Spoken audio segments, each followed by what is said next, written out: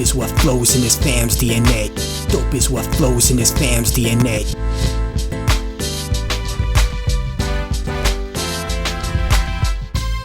What's good, everybody? Welcome to Dope Interviews, brought to you by the mighty 19 Media Group. I'm your host, Warren Shaw.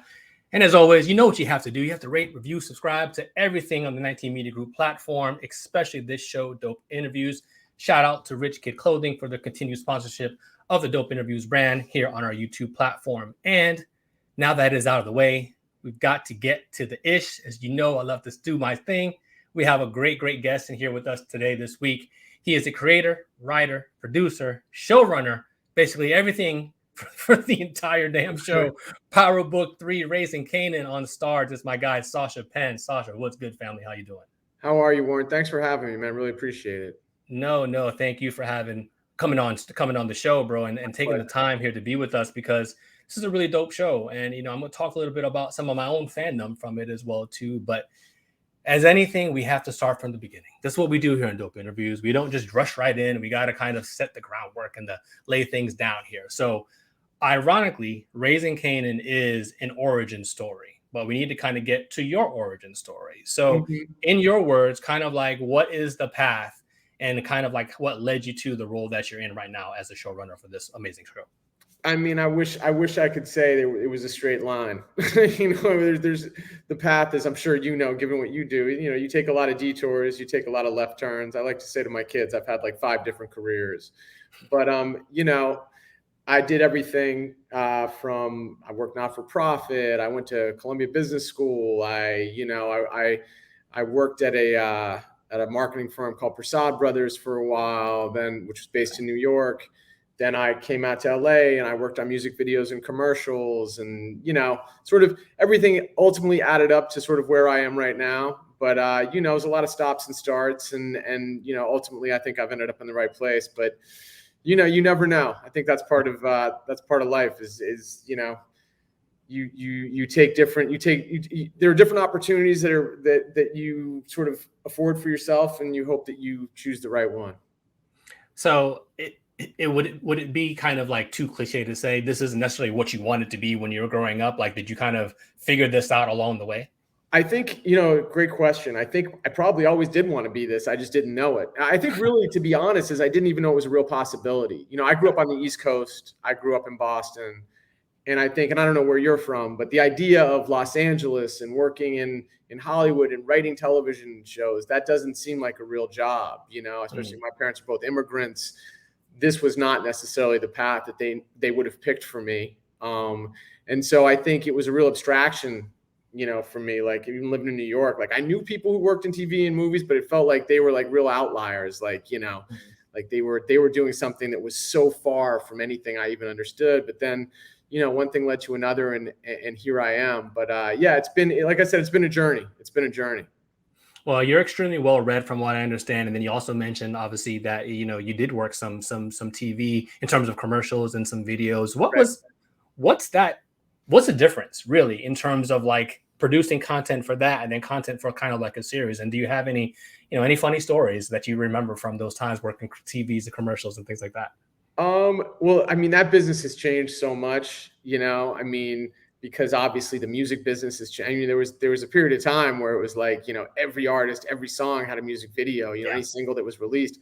Those days are over, and they used to spend hundreds of thousands, if not millions of dollars on music videos. I mean, I don't know how old you are, but, there was a time when MTV actually broadcast music videos. You know what I mean?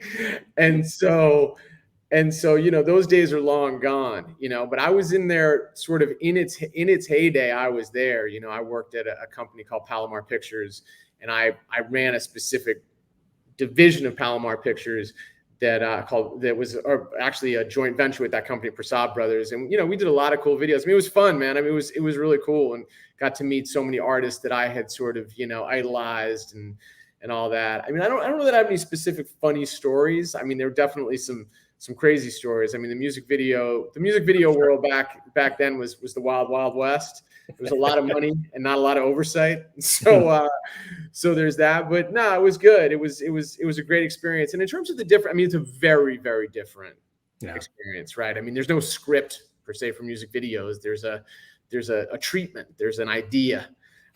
Commercials, there's more of a script, but it's not, it's not like it's not a 55-page script. It's, it's like it's a 60-second long spot. So it's a very, very different business, very, very different industry. And for me, I was really doing nuts and bolts production when it came to music videos and commercials. Now I'm a writer, which is obviously also very, very different. Yeah. Yeah. Well, I think obviously, like you said, you landed where you needed to land and you're in the right spot now. So as we turn our attention kind of to the Raising Kanan show, you stepped into like what I would call kind of like this Marvel universe, if you will, for crime stories, right? And I don't know if, again, I don't want to get the terminology wrong. I don't want STARZ to sue me, but is it technically the Powerverse, or what is the actual terminology? Yeah, for sure, it's the Powerverse. You could call it a spinoff of the original series, and we are firmly entrenched in the Powerverse. and I think it's dope, and I do want to ask you kind of like, not to say a hard-hitting question, but I mean, it's again, it's one that's kind of well thought out. How do you, in this quote unquote spinoff, how do you go about paying homage in essence to the roots of the core audience of Power, right? With Ghost and Tommy and the whole nine, to now kind of creating your own new material that's a completely different time period. It's really kind of a prequel, you know what I mean? And is even the audience demographic exactly the same? Because, mid-90s people versus, new age technology, even the crime game is different. As you talk about, the TV and the music game is different. So how do you balance that, kind of paying homage to, again, what was basically a series that takes place, 20, 30 years from the time period that your series takes place in? Yeah, great question. I think there's a lot of different ways. First off, one of the challenges, the fundamental challenge of this series, which the other two spinoffs don't sort of have to deal with, is that we don't have any characters from the original Power. Just even that alone places this in a different category than those two, and presents us with challenges that the other two series don't have, right? And by the way, those series are great, and they've really maximized so much of what made the characters that they have special and resonate with audiences. Listen, like I said, it's a really good question. You think about Raising Kanan, cell phones were in their absolute infancy when Raising Kanan is set, right? So, which by the way, as a writer is great, because cell phones create so many problems, when you're a writer. It's like, it just, because anyone can make a phone call, which makes it a lot harder sometimes from a narrative perspective. True. But, I think the homage that we pay to the original Power, in addition to these characters of Kanan and Jukebox, who obviously are from the original Power, although we have these younger versions of them, is I think, in the kind of stories that we're telling, and the way we're telling them. Power in its own way was a family drama. And I think Raising Kanan is a family. I know Raising Kanan is a family drama. That's how it was constructed. Mm-hmm. It's set in this high stakes sort of crime world. But, in that respect, it shares a lot of DNA with the original Power. And I think one of the things that's been interesting in watching sort of audience responses and stuff is like, Power, by the time it got to season 6, was like on 11, right? It was like everything moved so fast because everyone already knew the characters. They'd been with them for 5 years. They knew the world, they knew the stakes, they knew everything. And I think especially with Raising Kanan, one of the things that the audience has had to adjust to is it's a slower pace. And part of the reason why is because we have to introduce you to these new characters, introduce you to this new world, and we have to get you invested in it. And one of the real joys of doing this series is that we have these incredible actors who have brought these characters to life, frankly, in a way that I don't know that I ever anticipated, or any of the writers ever anticipated, and sort of made these characters their own. So I think that's, again, in terms of what it shares with the original series, I also think is that, sort of these vivid characterizations that are, characters that are three-dimensional and complex, it's all that kind of stuff is what I think really ties us back to that original series. But it's a constant conversation, frankly, in the writer's room and on set. Yeah, I definitely want to tap into kind of like those stories, if you will, too, what it's like to be in your writer's room and some of that aspect as well, too. But you just kind of just touched on a little bit of something, with the actors themselves and, especially those who play Kanan and Jukebox specifically.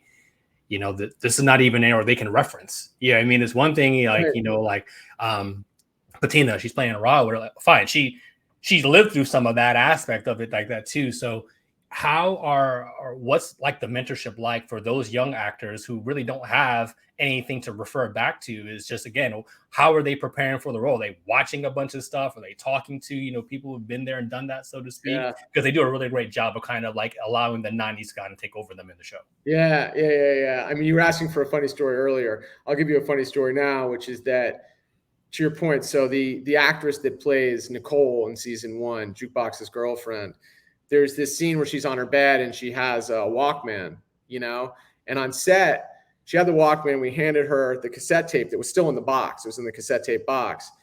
And we're all standing there, and she tries to jam the box into the Walkman because she had never seen. And everyone, like, over the age of 35 just kind of looked at each other on set and just like shook their heads like, man, that's how old we are. Like, these kids don't even know how to take a cassette tape and put it into a Walkman, right? So yeah, I mean, listen, it's been a crash course for them in sort of 90s, because to your point, like, Makai hadn't even been born when this series is set. So they're really they've had to really immerse themselves in that time period.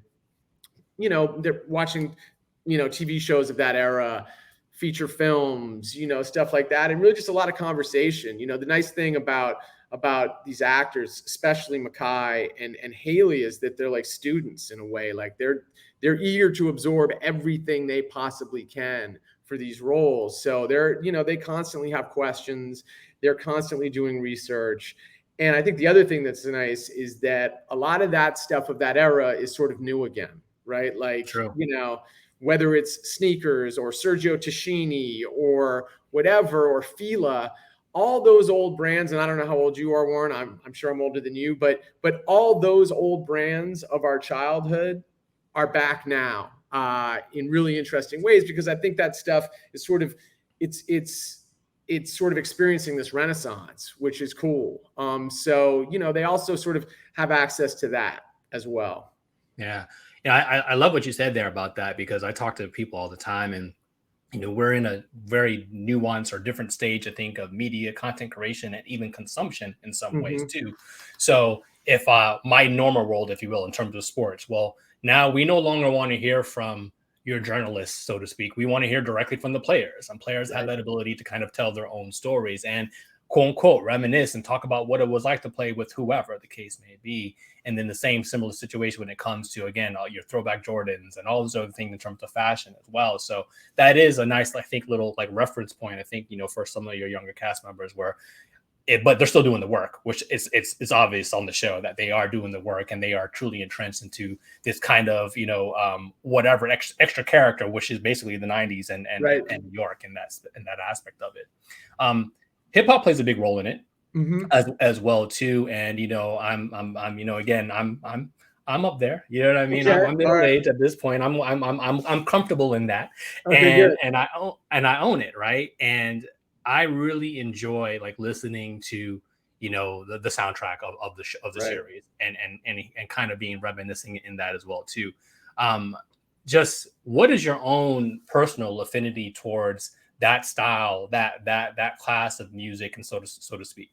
Yeah, I mean, listen, I'm a child of hip hop. I think if you grew up in a certain era, it's hard not to sort of have that woven into your being to a certain extent. I mean, that's it was my favorite music then, and it's my favorite music now. I think, to your point though, Warren, music is such a visceral experience. It does take you to a place in your head very quickly. It reminds you of a moment, or reminds you of a time. And so that's like a really, really important piece of what we're doing on this television series. It goes back to that 90s thing that you were talking about, which is, when you hear, when you hear the Ghetto Boys, Mind Playing Tricks on Me, like that brings you right back to that. Yep. Right. Or you hear, Paid in Full, or you hear, these songs are just so iconic, and they do so much work for us in a way on the show of setting the time and the place. Cause we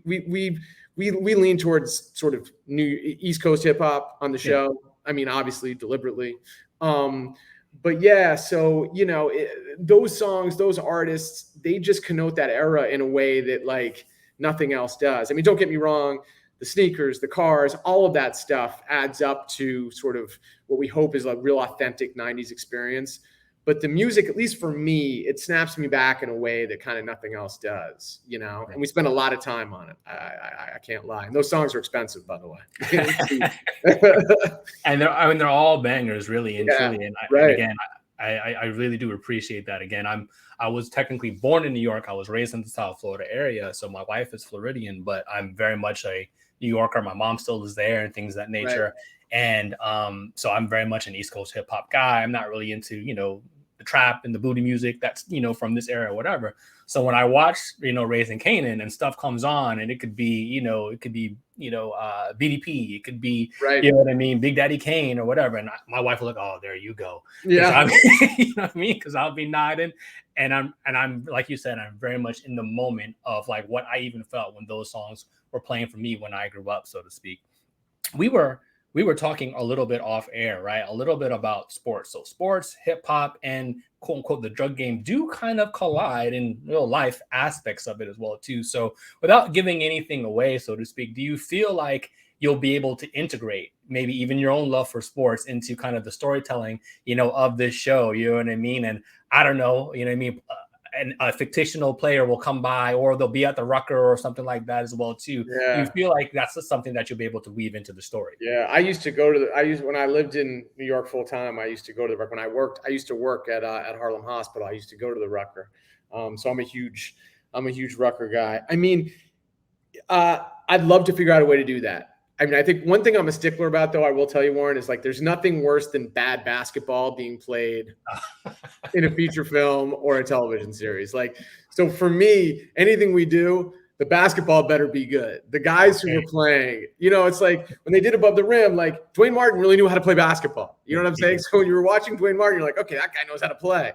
So that's something that's like really important to me if we're going to do it. But yeah, I mean, especially that era, by the way, that was sort of a golden era for the Knicks, right? Like that was really when the Knicks started to, those were the Patrick Ewing Knicks, the Allen Houston Knicks, the Anthony Mason, that team actually in the early to mid 90s was really at the top of the league. So yeah, I mean, if we can figure out a way to integrate that stuff in, that would be amazing. It's certainly very much part of who I am, and I'd love to figure out a way to do it for sure. We're chatting with Sascha Penn here, showrunner for Raising Kanan, and we're going to take a quick break, and we'll be right back. Bonafide.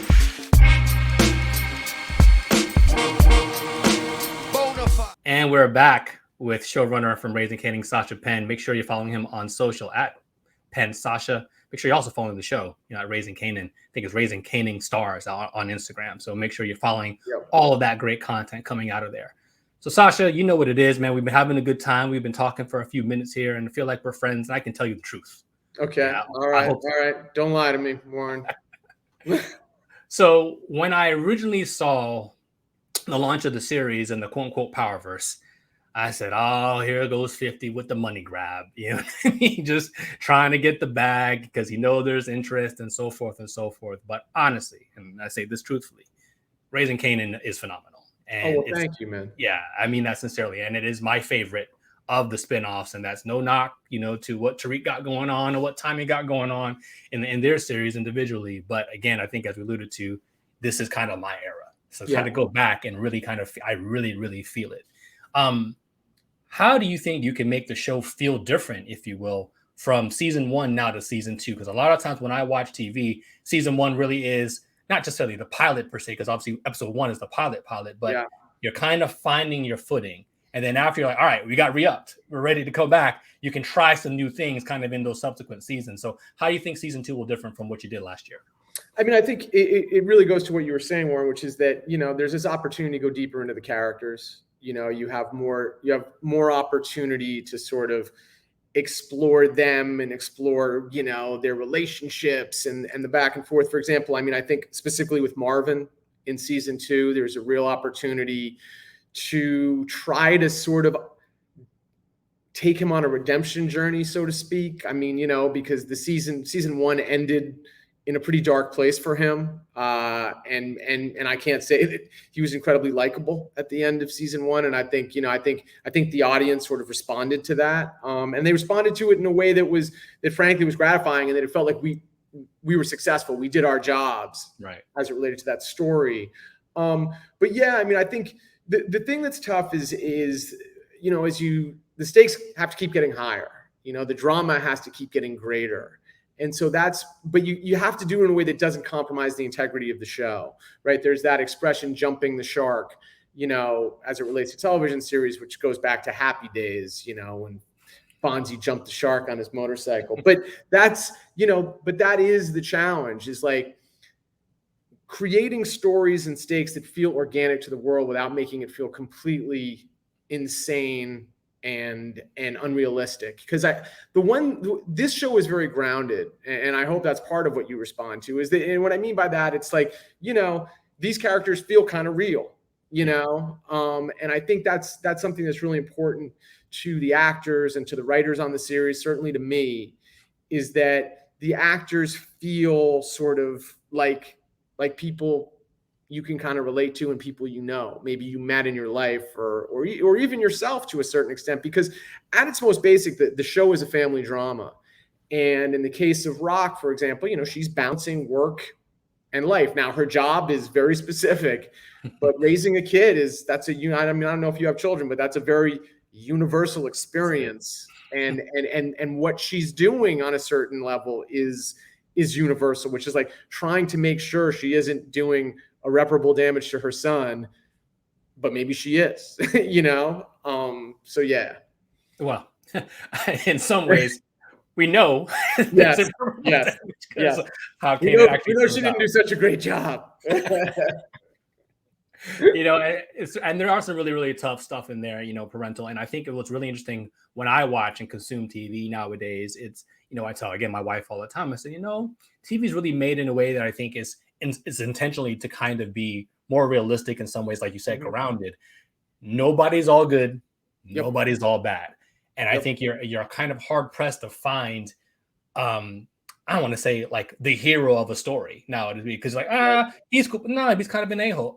No, she kind of, you know what I mean? And you can find flaws in everybody where you can kind of pick apart, or whatever the case would be. But again, that's part of the great storytelling in that as well.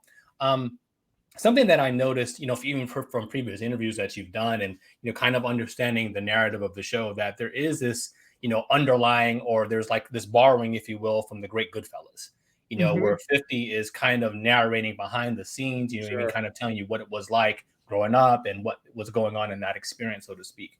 I was wondering is there a way that you think would expand upon that? Do we get like Jukebox experience? Because again, we see her, we know what she becomes later on in the future, obviously in the first original series, because I think it's such an interesting and unique part of the story, and it does give me that Goodfellas vibe and feel. But there were parts like in Goodfellas or it might have been Casino, I can't remember, but like Joe Pesci might have said something that kind of like was in the narration as well too, even though the story wasn't centered around them. Do you feel like that's the angle to go to?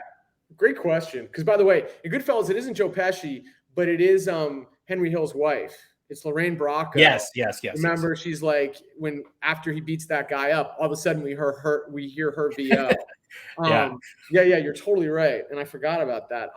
It's a great question. I'm going to be honest and say that I haven't thought about that, but certainly it's a really interesting idea, and not something I would rule out at all. I think that there is that opportunity for sure to have other characters sort of narrate and tell the story. But yeah, it's a cool idea. All right. Well, all right. No worries. All right. Again, listen, man. We'll credit you on that. We'll shout you out if we do it. That'd be dope. You know what I mean? I think, and it's so funny when I talk to people, who work in this industry and have shows, you know what? Hey, man, just maybe an extra. You know what I mean? Let me just I'll be in the bodega. You know what I mean? Hey, man. Perfect. I don't even need a speaking line. It's all good. We got you. So you actually do film in New York? We do. Yes, sir. And how important do you think that is to maintaining the integrity, of that show? So let me give you a quick story. In my personal life, if you will, I work at a university, with a case and be, a show that I won't name them, so to speak, but they came into our space, and like I said, I live in South Florida. So I'm sitting here and I'm like, well, what the hell? So they more or less put placards all around our facility and changed it in the colors to make it basically NYU. Wow. So, and I'm like, well, we're very much in Florida. You know what I mean? In Yeah. South Florida, like Miami area, and they have NYU in our yard, or not, sorry, our grounds happen to look very kind of old school, and they made it look like they were at Spelman. So I was like, outside was Atlanta, and now inside over here at NYU, and I was like, huh. I guess to the viewer, you may never know, but Raising Kanan, like New York, like you can't. Yeah, we couldn't get away with that. You know, I mean, we couldn't. And I mean, look, that is the brilliance of movie magic, that you can take a university in Florida and turn it into NYU. I don't know how effectively they did it, but nah, you can't cheat. I mean, listen, there are shows and movies that try to cheat New York. You know, Toronto is sometimes shot for New York, in limited, but I don't know. I mean, you're from around here, you know, New York has a very specific and distinct feel and look, and it's just not something you can fake at all. So yeah, I mean, for this series, it couldn't be shot anywhere else. It has to be here. And we spent a lot of time in South Jamaica, like on those blocks. Yeah. So, you know, it looks real because it is real. I love it. And again, I love when shows don't fake the funk on it. You know what I mean? They really do kind of go down grassroots and get it in. Appreciate that. One of the things that I've also noticed about what you said as well, too, in terms of like the writer's room. So the writer room is deep. It's diverse.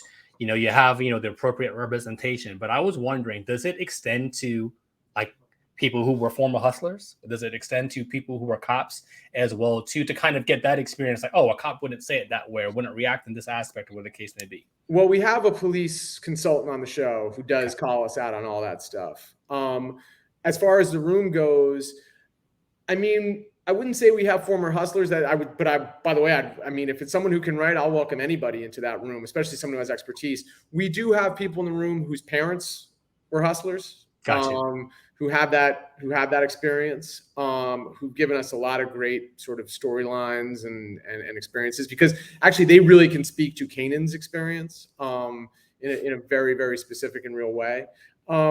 But yeah, I mean, listen, we have people from all over in that room, and it is, to your point, diverse and not, across all demographics. And yeah, I mean, look, anyone who can write is welcome in the Raising Kanan room. I love it. A couple more before I let you get out of here, Sascha. Thank you so much for being gracious with your time. Really excited about this second season here of Raising Kanan. In that same writer's room, I want to kind of stick with that conversation.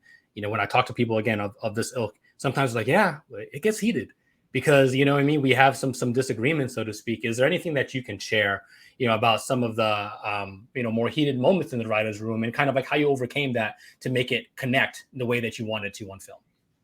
I mean, our writer's room is pretty spectacular. I can't lie. I mean, I think if you talk to people on the show, we really, really get along well. So I can't say that it ever got super heated. I mean, we do have respectful disagreements about, for example, the scene where Rock teaches Kanan how to cook crack.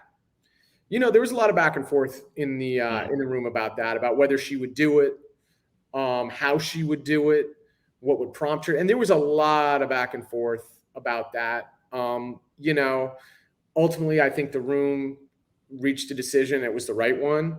Yeah. But, that's something that we talk a lot about, kind of stuff like that. And I will say, one of the things that's interesting about the room is some of us are parents and some of us aren't, and it's funny. A lot of times the people that aren't parents are like, no, you'd never do that to your kid.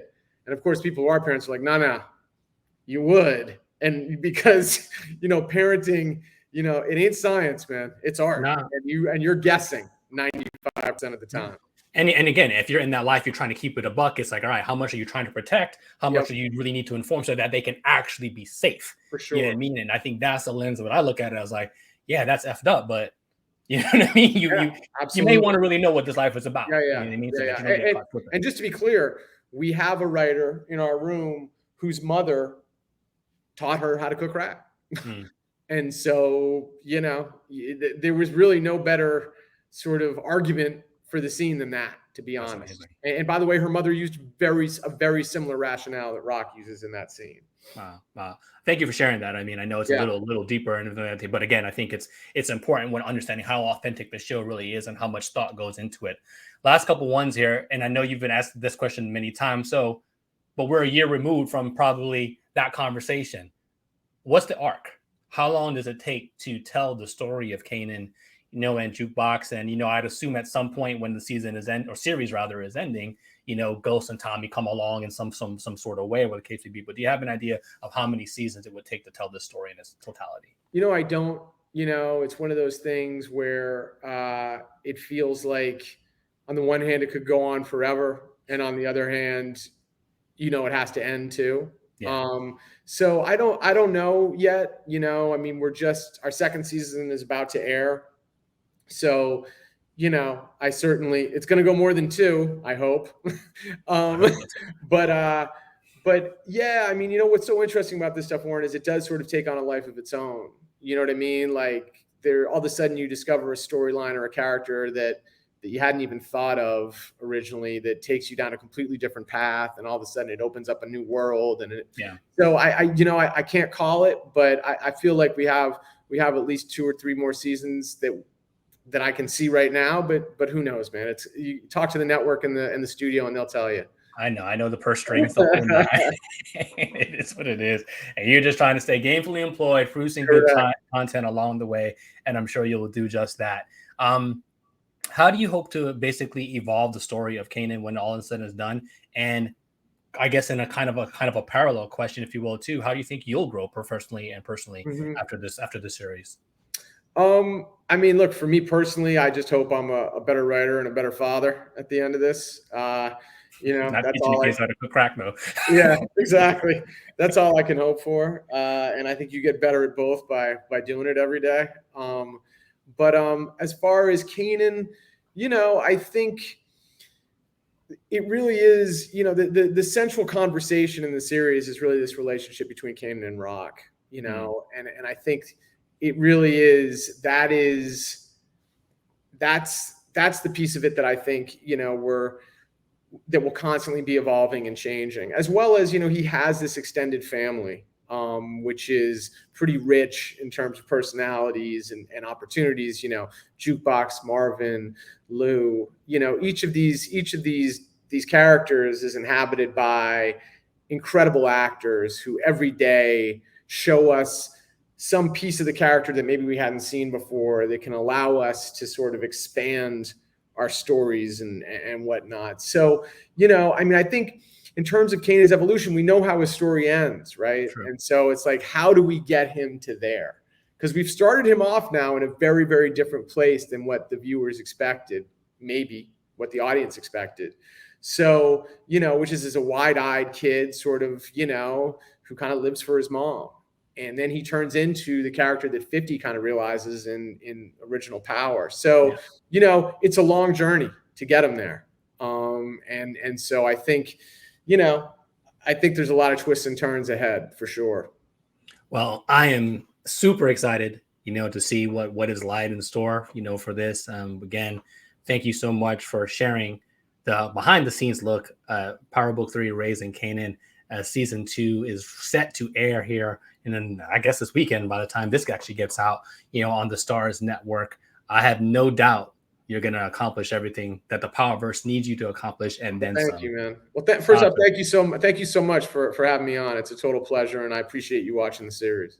Oh, absolutely, and I will continue to watch. And so that is all the time we have today, folks. Again, make sure you're following my guest Sascha Penn at Penn Sascha on social. Follow the show at Raising Kanan STARZ, or just Raising Kanan if you're on Twitter.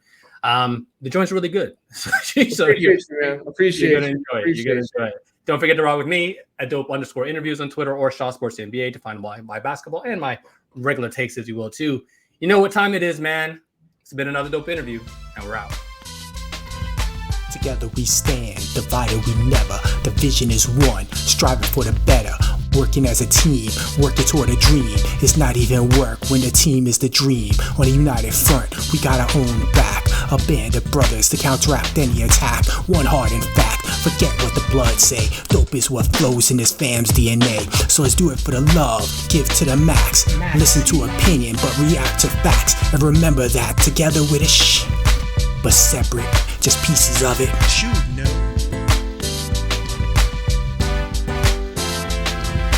Dope is what flows in this fam's DNA. Dope is what flows in this fam's DNA.